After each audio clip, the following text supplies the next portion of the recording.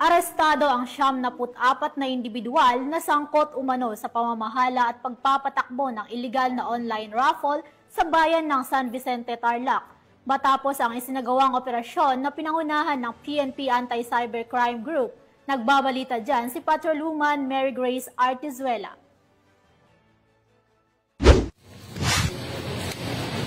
Sinalakay ng PNP Anti-Cybercrime Group katuwang iba't ibang unit ng pulisya at mga ahensya ng gobyerno ang isang illegal na raffle operation sa San Vicente, Tarlac.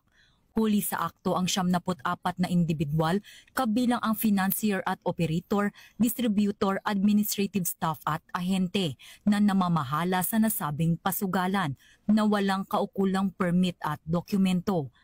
Batay sa isinagawang cyber patrolling ng mga otoridad, natukoy na ang raffle draw ay isinasagawa sa pamamagitan ng live streaming upang magmukhang lehitimo sa mata ng publiko.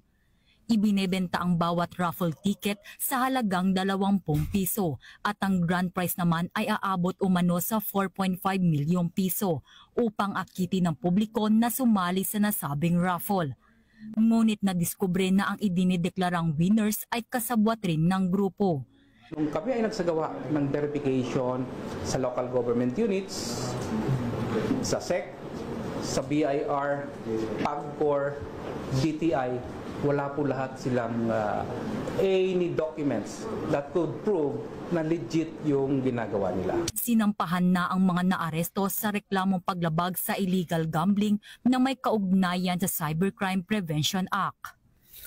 Ang matagumpay na operasyon ay bahagi ng direktiba ni PNP Chief Police General Nicolas D. Torre III na paigtingin ang cyber patrolling at tiyakin ang mabilis na aksyon laban sa mga cyber criminals na patuloy na ginagamit ang social media para sa mga panlilinlang at iligal na aktibidad.